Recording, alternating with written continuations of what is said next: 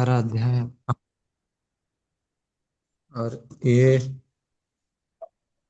अध्याय का नाम ये है कि ययाति को उनके जो यौवन प्राप्ति होता है, वो उनके जो पुत्र हैं, पुत्र को ययाति जो हैं आ, मांगते हैं कि आप मेरे वृद्धावस्था को ले लीजिए और मुझे यौवन दे दीजिए। इस श्रृंखला में 23 नंबर श्लोक से आज पाठ करेंगे। यातिरानी विप्रेतम दैव परहतम आत्मना स्तु बुद्धि प्रतिजग्रह तद्वदा। गरिमा अग्रवाल माता जी पढ़िए भगवान।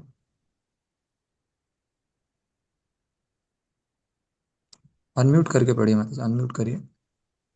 हरे कृष्णा प्रभु जी। 22 नंबर हो गया था क्या कल? हाँ, हो गया था माता जी। हरे कृष्णा प्रभु जी।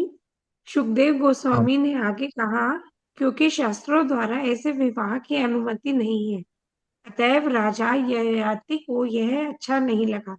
किंतु विधाता द्वारा व्यवस्थित होने तथा देवयानी के सौंदर्य के प्रति आकृष्ट होने से उसने उसकी प्रार्थना स्वीकार कर ली। अमित अमित तात्पर्य। प्रभु। हाँ, आप पढ़िए अमित प्रभु। ओ जी, धन्यवाद, प्रणाम। तात्पर्य। वैदिक पद्धति में जिस लड़के तथा लड़की की शादी होने वाली होती है, उसकी कुंडली पर उनके माता पिता विचार करते हैं। यदि ज्योतिष गणना के अनुसार लड़के तथा लड़की के बीच प्रत्येक प्रकार का मेल बैठ जाए तो यह संयोग योटक कहलाता है और विवाह हो जाता है। यहाँ तक कि 50 वर्ष पूर्व भी यह पद्धति हिंदू समाज में प्रचलित थी। कोई लड़का चाहे कितना भी धनवान क्यों न हो, या कोई लड़की चाहे कितनी भी रूपवती क्यों न हो, इस ज्योतिष मेल के बिना विवाह नहीं हो सकता था। मनुष्य का जन्म 3 कोटियों में से किसी एक में होता है। ये है देवगण, मनुष्यगण तथा राक्षसगण। ब्राह्मण के विभिन्न भागों में देवता तथा राक्षस हैं, और मानव समाज में भी कुछ लोग देवताओं के तुल्य हैं तो कुछ राक्षस जैसे हैं। यदि ज्योतिष गणना के अनुसार देव तथा राक्षस प्रकृति गण के में विरोध होता था तो ऐसा विवाह नहीं होता था। इसी प्रकार प्रतिलोम तथा अनुलोम की भी गणनाएं थी। मूल भाव यह था कि यदि लड़का तथा लड़की समरूप स्तर के हों तो विवाह सुखमय होगा, किंतु असमानता से दुख ही मिलेगा। चूंकि अब विवाह में इस पर ध्यान नहीं दिया जाता, इसलिए अनेक विवाह विच्छेद होते हैं। वास्तव में अब तो विवाह विच्छेद सामान्य बात बन चुकी है, जबकि प्राचीन काल में विवाह आजीवन चलता था और स्त्री तथा पुरुष में इतना प्रेम होता था कि पति के मर जाने पर पत्नी अपने पति के साथ स्वेच्छा से मर जाती थी या आजीवन स्वामी भक्त विधवा बनी रहती थी। किंतु अब ऐसा संभव नहीं रह गया, क्योंकि मानव समाज पतित होकर पशु समाज की स्थिति को प्राप्त हो गया है। अब तो केवल समझौते से विवाह संपन्न होते हैं। दाम्पत्य अभिरुचि हेतु श्रीमद् भागवतम। अभिरुचि का अर्थ है समझौता या स्वीकृति। यदि लड़के तथा लड़की के विवाह स्वीकार हो तो वह विवाह संपन्न हो जाता है, किंतु वैदिक पद्धति को दृढ़ता से पालन न होने पर विवाह की परिणति प्राय विवाह विच्छेद में होती है। हरे कृष्णा प्रभु जी। तो अभी समाज में बहुत विडंबना है कि विवाह के बाद भी प्रेममय संबंध जो है बन नहीं पाता है कई बार। और सबसे बड़ी बात है, जो अभी श्रीश्री भक्ति केवल गोपेंद्र कृष्ण महाराज प्रवचन दे रहे थे, वो बोल रहे थे सहिष्णुता अभी खत्म हो चुका है। सहन करना कोई पसंद नहीं करता। जो आजीवन प्रेम बनी रहती है, प्रभुपाद जी लिखते हैं, तो पत्नी या फिर पति दोनों को ही एक दूसरे को मतलब प्रेममय संबंध के साथ सहन करना होता है। और जब भगवान कृष्ण अर्जुन को भी ज्ञान देते हैं, शरीर का ज्ञान अर्जुन को बताने से पहले कि अर्जुन तुम आत्मा हो, शरीर नहीं हो, तो भगवान ये श्लोक जरूर बताते हैं, मात्रा स्पर्शास्तु कौन्तेय शीतोष्ण सुख दुःखदा आगाम नित्यस्ताम तितिक्षस्व भारत, कि अर्जुन सहन करना सीखो। और जैसे ही हम कुछ चीज को सहन करते हैं तो ऑटोमेटिकली उसमें, जैसे अभी रूप गोस्वामी बताते हैं, माला करने में रुचि नहीं है, भगवान के नाम में रुचि नहीं है, परंतु जैसे ही हम प्रतिदिन एक राग और एक आसक्ति के भाव से उसको करते हैं, दिन रुचि हो जाती है। तो उसी प्रकार से यहाँ पे प्रभुपाद जी बता रहे हैं, अभी जो विवाह होता है वो समझौता के साथ हो जाता है, परंतु पहले तो पत्नी पति के मरण के साथ सहमरण करती थी। और यदि पति पत्नी के पहले इस जगत को छोड़ के चले जाते थे तो पत्नी विधवा रहकर संपूर्ण जीवन बिताती थी। वो प्रेममय संबंध था, एक आसक्ति था। अभी उस प्रकार समय चला गया है, प्रभुपा जी बता रहे हैं। गते राजनिषाधीरे तत्र स्म रुदति पितुः न्यवदयत्तमः सर्वम् उक्तं शर्मिष्ठया कृतम्। केस राठौर प्रभु जी अनुवाद पढ़िए। हरे कृष्णा प्रभु जी, दंडवत प्रणाम। तत्पश्चात जब विद्वान राजा अपने राजमहल को वापस चला गया तो देवयानी रोती हुई घर लौटी और उसने अपने पिता शुक्राचार्य जी को शर्मिष्ठा के कारण घटी संपूर्ण घटना कह सुनाई। उसने बतलाया कि उसे किस प्रकार कुएं में धकेला गया था, किंतु एक राजा द्वारा बचा बचा ली गई। हरे कृष्ण प्रभु। दुर्मन्ना भगवान् काव्य परिहितो विगर्हयन् स्तुवन् वृत्तिं च कापोतिं धृत्रां च यो पुरात्। राकेश प्रभु पढ़िए। हरे कृष्ण प्रभु जी। जब शुक्राचार्य जी ने देवयानी के साथ घटी घटना सुनी तो वे मन में अत्यंत खिन्न हुए। पुरोहित वृत्ति को धिक्कारते हुए उच्च वृत्ति खेत से बीनने की प्रशंसा करते हुए उन्होंने पुत्री सहित अपना घर छोड़ दिया। प्रथम प्रभु तात्पर्य पढ़िए। जब ब्राह्मण कपोत अर्थात कबूतर की वृत्ति ग्रहण करता है तो वह खेत से अन्न बीन कर जीवन निर्वाह करता है। यह उच्च वृत्ति कहलाती है। जो ब्राह्मण उच्च वृत्ति अपनाता है वह सर्वश्रेष्ठ माना जाता है, क्योंकि वह भगवान की कृपा पर पूर्णतया निर्भर रहता है और किसी से कुछ नहीं मांगता। यद्यपि ब्राह्मण को या सन्यासी को भिक्षा मांगने की अनुमति प्राप्त है, किंतु यदि इससे वह बच सके और अपने उदर भरण के लिए भगवान की कृपा पर पूर्णतया निर्भर रहे तो वह अच्छा माना जाता है।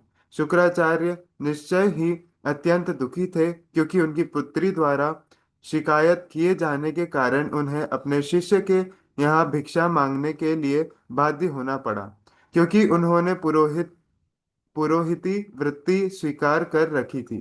शुक्राचार्य मन से इस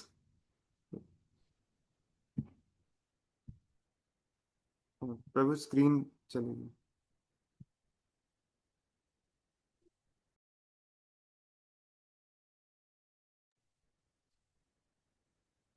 हरे कृष्ण। क्योंकि अपनी पुत्री द्वारा शिकायत किए जाने के कारण उन्हें अपने शिष्य के यहाँ भिक्षा मांगने हेतु बाध्य होना पड़ा, क्योंकि उन्होंने पुरोहित वृत्ति स्वीकार कर रखी थी। शुक्राचार्य जी मन से इस वृत्ति को पसंद नहीं करते थे, किंतु चूंकि उन्होंने इसे स्वीकार कर रखा था, अतएव अनिश्चित रूप से उन्हें अपने शिष्य के निकट अपनी पुत्री की शिकायत का निपटारा करने हेतु जाना पड़ रहा था। हरे कृष्ण।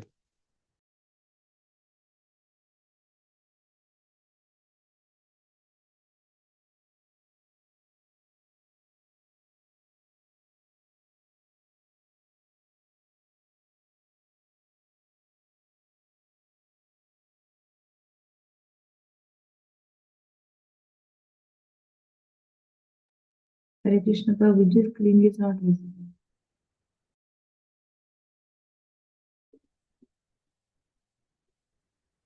और देखिए प्रभु जी आवाज नहीं आ रही। ये उनके उधर इंटरनेट का इशू होगा, थोड़ा सा वेट करते हैं। हरे कृष्णा।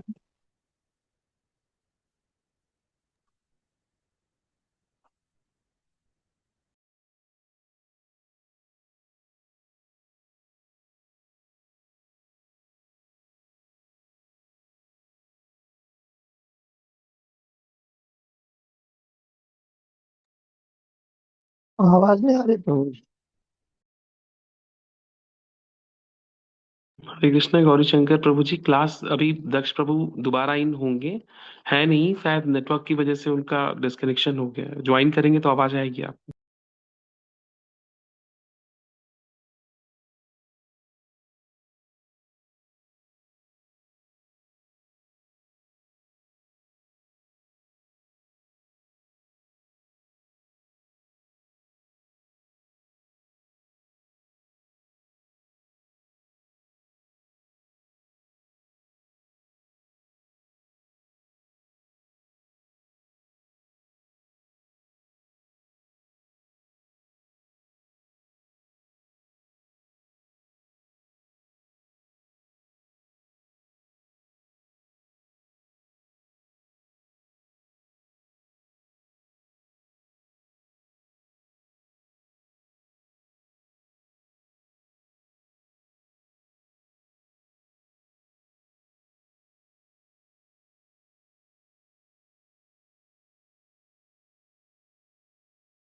हरे कृष्णा।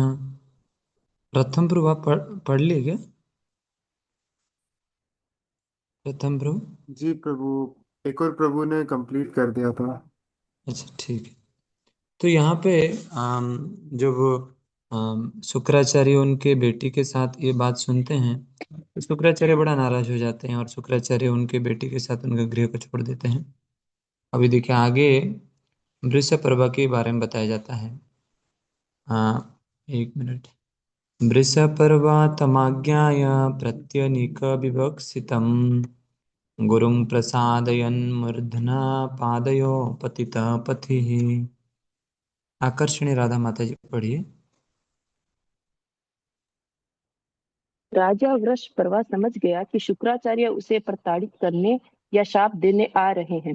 फलस्वरूप इसके पूर्व कि शुक्राचार्य उसके महल में आए, वृषपर्वा बाहर आ गया और मार्ग में ही अपने गुरु के चरणों पर गिर पड़ा।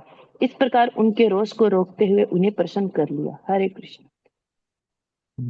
तो वृषपर्वा को पता चल गया था कि अभी शुक्राचार्य उनका क्रोध जताने तो मेरे पास आ रहे हैं। पहले से ही वो तैयार थे। क्षणा क्षणार्धमन्यु भगवान शिष्यं व्याचष्ट भार्गव कामस्य क्रियतां राजन् नयनां त्यक्तुमिह उच्चैः। आनंदमयी गोपिका माता जी पढ़िए अनुवाद। हरे कृष्ण। शक्तिशाली शुक्राचार्य जी कुछ क्षणों तक क्रुद्ध बने रहे, किंतु संतुष्ट हो जाने पर उन्होंने वृषपर्वा से कहा, हे राजन, वया देवयानी की इच्छा पूरी कीजिए, क्योंकि वो मेरी पुत्री है और मैं इस संसार में न तो उसे छोड़ सकता हूँ न उसकी उपेक्षा कर सकता हूँ। हरे कृष्ण। अनुपमा राधिका माता जी तात्पर्य पढ़िए। अनुपमा राधिका माता जी तात्पर्य। हरे कृष्ण प्रभु जी, दंड प्रणाम। तात्पर्य: कभी कभी शुक्राचार्य जी जैसा महापुरुष अपने पुत्र पुत्रियों की अपेक्षा नहीं कर सकता, क्योंकि पुत्र पुत्रियां सहज रूप से पिता पर आश्रित रहते हैं और पिता का उन पर स्नेह होता है। यद्यपि शुक्राचार्य जी जानते थे कि देवयानी तथा शर्मिष्ठा का झगड़ा बचकाना है, लेकिन देवयानी के पिता के रूप में उन्हें अपनी पुत्री का पक्ष लेना पड़ रहा था। यद्यपि वे ऐसा करना नहीं चाहते थे, किंतु वे स्नेहवश विवश थे। उन्होंने यह स्पष्ट रूप से स्वीकार किया कि उन्हें राजा की कृपा की याचना नहीं करनी चाहिए थी, किंतु पुत्री स्नेह के कारण वे ऐसा करने से अपने आप को बचा नहीं पाए। तो आसक्ति है और पुत्री का स्नेह है, इसलिए शुक्राचार्य दिव्यानी को खुश करना चाहते हैं, तो वृषपर्वा के पास लेके उनको आए। तथ्यत बस्तिते प्राह देवयानी मनोगतम पित्रा दत्ता यतो यास्ये सानुगाया तो मामनु। गंधर्विका पढ़ी।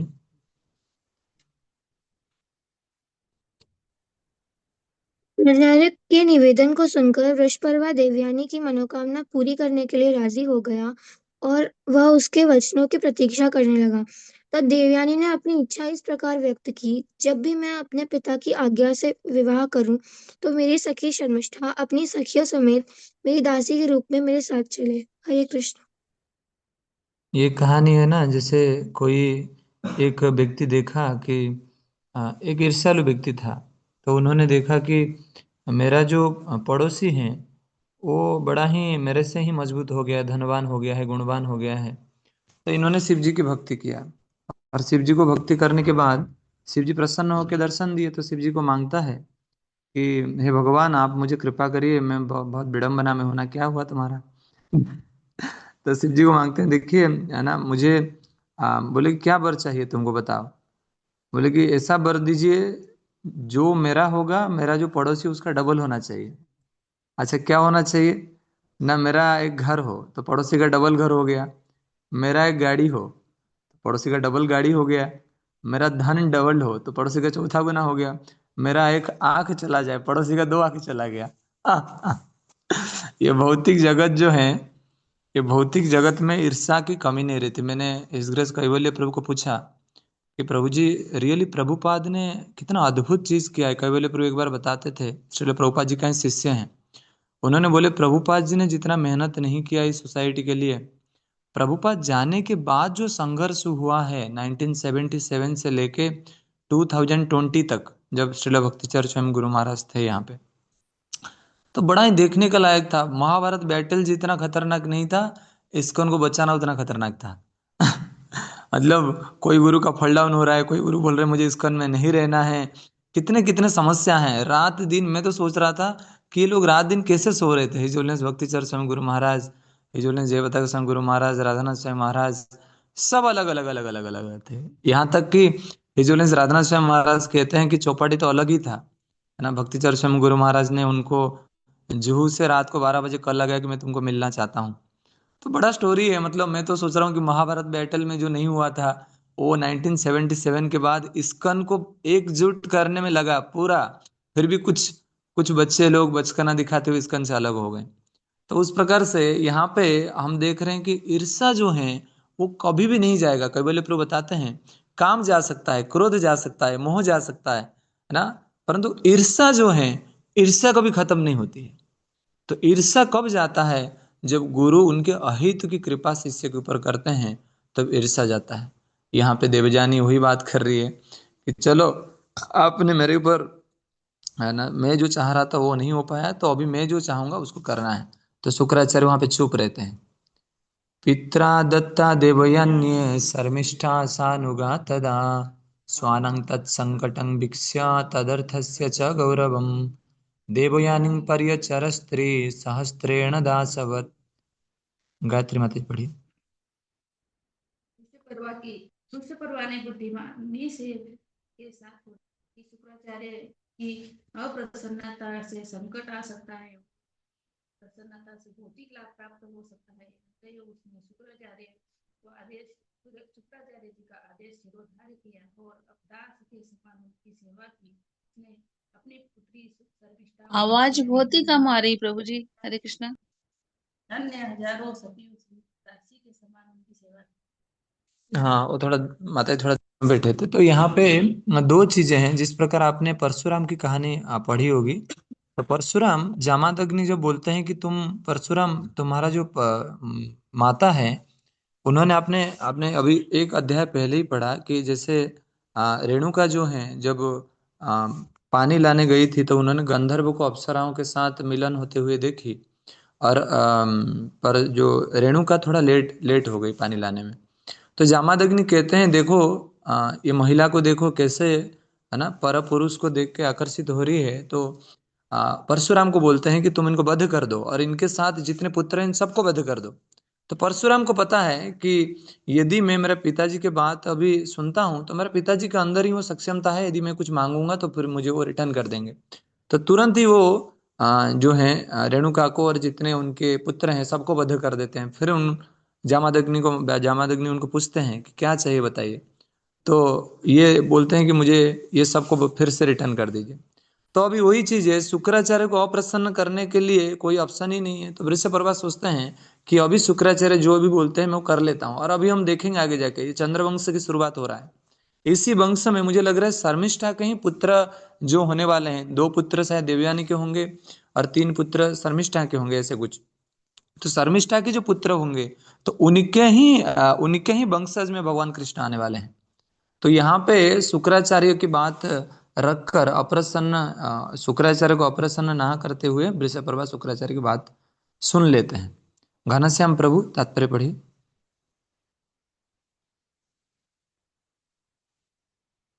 अनम्यूट करके पढ़िए प्रभु, अनम्यूट करिए। हरे कृष्ण प्रभु, दंडवत प्रणाम। प्रारंभ में हम शर्मिष्ठा तथा देवयानी के विषय में देख चुके हैं कि शर्मिष्ठा की अनेक सखियां थी। अब ये सखियां देवयानी की दासी बन गई हैं। जब किसी लड़की की शादी क्षत्रिय राजा से होती थी तो उसकी सारी सखियों को उसके साथ ससुराल जाने की प्रथा थी। उदाहरणार्थ, जब वसुदेव ने कृष्ण की माता देवकी से विवाह किया तो उन्होंने उसकी 6 बहनों से शादी की और उनकी जितनी सखियां थी वो भी साथ साथ ससुराल गई थी। राजा को न केवल अपनी पत्नी का भरण करना था होता था, अपितु अपनी पत्नी के अनेक सखियां तथा दासियों का भी पोषण करना पड़ता था।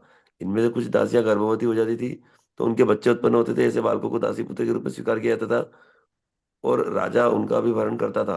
स्त्रियों की जनसंख्या सदैव पुरुषों से अधिक रही है, किंतु स्त्री को पुरुष पुरुष द्वारा सुरक्षा प्रदान किए जाने की आवश्यकता होती है।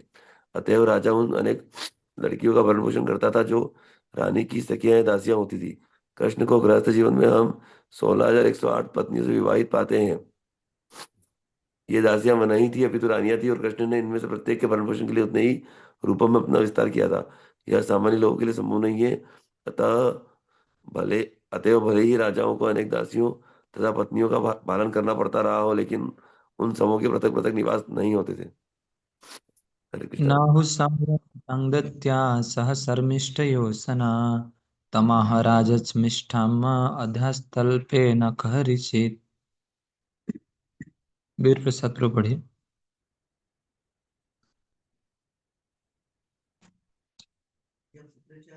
आपका आपका अनम्यूट करके पढ़िए। जब शुक्राचार्य ने देवयानी का विवाह ययाति से कर दिया तो उसने शर्मिष्ठा को भी उसके साथ जाने दिया, लेकिन राजा को चेतावनी दी, हे राजन, इस शर्मिष्ठा को कभी अपनी सेज में अपने साथ शयन करने की अनुमति मत देना। हरे कृष्ण। तो शुक्राचार्य को पहले ही इसका अनुभूति होती थी कि कुछ ना कुछ गड़बड़ होगा, तो उन्होंने फिर राजा को ही, वृषपर्वा को बोलते हैं कि शर्मिष्ठा को उनके ही जो सर्कल है उधर ही रहने देना, इस प्रकार बोलते हैं। विलोक्य सन सिंहराज शर्मिष्ठासु प्रजा क्वचित तमेव बब्रे रहसी संख्या पतिमृतो सती। कनकलता माता जी अनुवाद पढ़िए। हरे कृष्ण।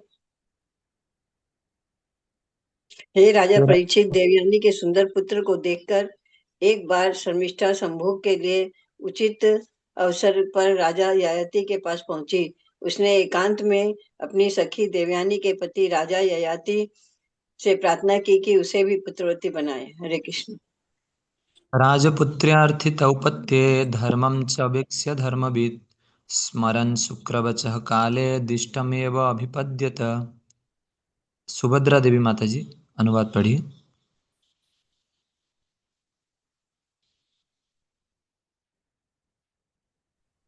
हरे कृष्ण प्रभु जी। हाँ। जब राजकुमारी शर्मिष्ठा ने राजा ययाति से पुत्र की याचना की तो अपने धर्म से अवगत राजा उसकी इच्छा पूरी करने के लिए राजी हो गया। यद्यपि उसे शुक्राचार्य की चेतावनी स्मरण थी, किंतु इस मिलन को परमेश्वर की इच्छा मानकर उसने शर्मिष्ठा के साथ संभोग किया। शिवानी माता तात्पर्य पढ़िए।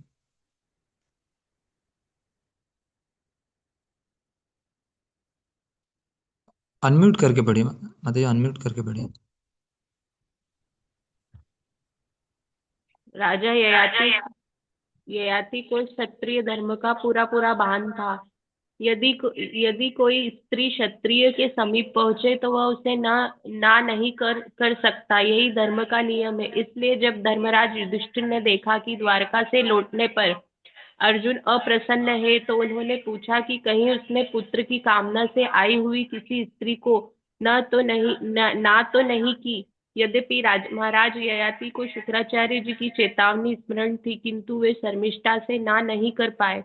उन्होंने सोचा कि उसे पुत्र दान देना बुद्धिमानी होगी, अतएव उन्होंने उसके मासिक धर्म के पश्चात उससे संभोग किया। इस प्रकार की भोगेच्छा धर्म के विरुद्ध नहीं है, जैसा कि श्रीमद् भगवद गीता 7.11 में कहा गया है, धर्मा विरुद्धो भूतेषु कामेस्मि। ऐसा विषय जीवन जो धर्म के विरुद्ध न हो, उसकी छूट भगवान श्री कृष्ण देते हैं।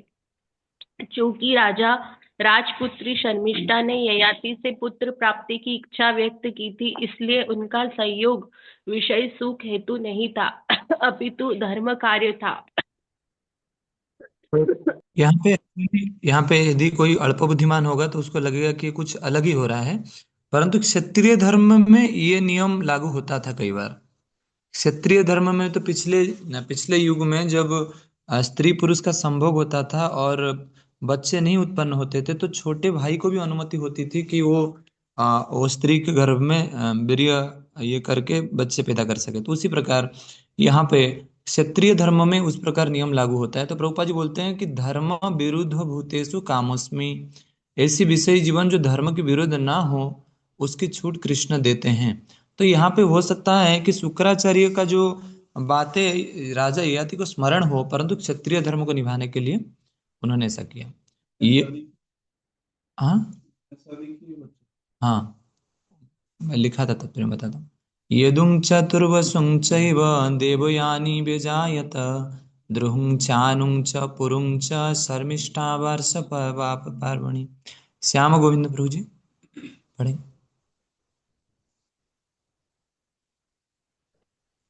देवयानी ने यदु तथा तुर्वसु को जन्म दिया और शर्मिष्ठा ने ध्रुवा, अनु तथा पुरु को जन्म दिया। गर्भ संभवना सूर्या भर्तु विज्ञाय मानिनी देवयानी पितुः गेहम येऊ क्रोध विमूर्छिता। वर्षा चौहान माता जी पढ़ी। हरे कृष्ण प्रभु जी। जब गर्विली देवयानी बाहरी स्रोतों से जान गई कि शर्मिष्ठा उसके पति से गर्भवती हुई है तो वह क्रोध से मूर्छित हो उठी और वह अपने पिता के घर मायके चली गई। हाँ, तो उसी प्रकार से इस प्रकार संबंध में प्रभुपाद जी आगे बताने वाले हैं। किस प्रकार लास्ट श्लोक हम पढ़ते हैं। प्रिय मनुगतः कामी बचो भीरुपमंत्रयन् न प्रसादयितुं शोके पादं संवाहनादि भी। हरिओम प्रभु अनुवाद पढ़िए जोर से। क्योंकि राजा ययाति अत्यंत कामी था, अतः वह अपनी पत्नी के पीछे पीछे हो लिया। उसने उसे पकड़कर मीठे मीठे बोल कहकर तथा उसके पांव दबाते हुए उसे प्रसन्न करने का प्रयास किया, किंतु वह उसे किसी भी प्रकार न मना पाया।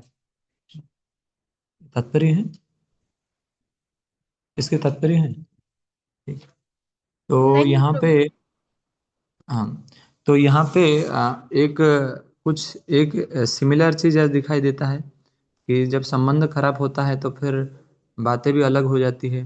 तो अभी कहानी बनेगी किस प्रकार जो शुक्राचार्य के पास जाएंगे, देन वो उनको बुढ़ापा के शाप दे देंगे। देन ये शुक्राचार्य को बोलेंगे, देखिए आपने सब संक्षिप्त विवरणी में पढ़े थे कि किस प्रकार फिर वो 5 पुत्र को बोलते हैं कि तुम मुझे यौवन दे दो, तो कोई नहीं देंगे। तो पुरु पुरु जो अंतिम पुत्र है, जो छोटे पुत्र हैं, वो देने वाले हैं। तो उसी वंशज में भगवान का आना होगा। तो यहाँ पे हम एक चीज देखते हैं कि काम जो इच्छा है वो इतना प्रबल होता है कि सब कुछ भुला देता है व्यक्ति को। उसका लक्ष्य भुला देता है, उसका ज्ञान भुला देता है, उसका आयु भुला देता है, उसका बल भुला देता है, सब कुछ भुला देता है। इसीलिए जो अनर्थ का प्रथम सीमा है, प्रथम चरण है, वो है काम को भगवान की सेवा में लगाना। और काम को भगवान की सेवा में कैसे लगाया जाता है? जो मन को और इंद्रियों को हर समय में कुछ ना कुछ सेवा देते रहना। आप लोग, मैं आप सभी से निवेदन करूंगा, जब गृहस्थ का धर्म है विग्रहों का अच्छे से पूजा करना। जैसे आपके घर में भगवान का विग्रह होगा, जब सुबह उठते होंगे, यदि आप मंदिर मंगल आरती में नहीं आ पा रहे होंगे तो सुबह उठ के थोड़ा विग्रह का सेवा करिए।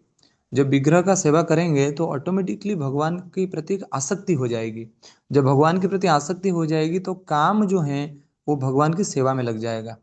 क्रोध है, अलग अलग चीजें हैं, परंतु जो शुरुआत होती है वो काम से होता है और इसका जड़ जो है वो भगवान की सेवा करना है। यदि हम भगवान की सेवा में नहीं लग पाएंगे तो ये काम को रोकना बड़ा कठिन है। इसलिए बोला गया है मात्रा स्वास्त्रा दुहित्रवा न अभिविक्तो आसनो भवेत बलवान इंद्रिय ग्रामो विद्वांस अपि करसति। कि माता बहन के साथ भी एक आसन पे बैठना नहीं चाहिए। यदि एक आसन पे बैठते हैं तो ये इंद्रिय इतने प्रबल हैं, इतने शक्तिशाली है, बड़े बड़े विद्वान लोग भी इसके चंगुल में आके फंस गए हैं। तो इस प्रकार बताया जाता है। तो इसीलिए हम सबको शास्त्र तो पढ़ना है, परंतु शास्त्रों से ही प्रार्थना करना है कि ये प्रभु है भागवतम, कृपया मुझे कृपा करिए, ताकि जो मैं आपसे सीख रहा हूँ, जो पढ़ रहा हूँ, उसको स्मरण कर पाऊँ और उसी के अनुसार मैं जीवन को बिता सकूँ। आज महाराज का क्लास है, श्री श्रीमद चंद्रमौली स्वयं महाराज। आप सभी से विनम्र अनुरोध है, जिस प्रकार आज हम श्रील प्रभुपाद जी का बुक्स को पढ़ते हैं, तो महाराज अभी 3 दिन का सेमिनार दे रहे हैं, जहाँ पे हमको ये पता चलेगा कि why it is very important now to read Srila Prabhupada books. क्योंकि आज इतने बुक्स हो चुका है, लोग डाइवर्ट हो जाते हैं क्या पढ़ना क्या नहीं पढ़ना, पर Srila Prabhupada books is everything for us, is everything.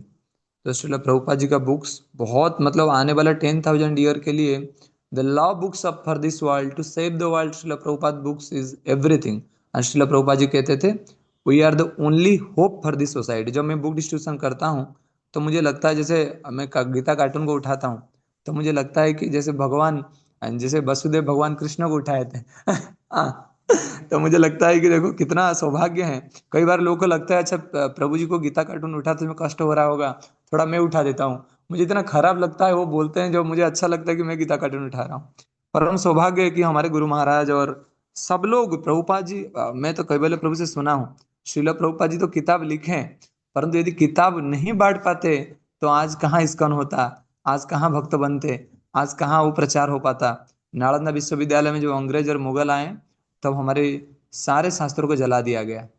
तो आज हमें जब कोई भी सेमिनार देते हैं, उनको पूछते हैं एक गीता के श्लोक बोलिए, कोई नहीं बोल पाते, इतना इतना अधर्म फैल चुका है। पर हमारी भक्त, इसलिए चाणक्य पंडित कहते थे, जितने इस दुनिया को बुरे लोगों से नुकसान नहीं हुआ है, अच्छे लोग के चुप रहने पर हुआ है।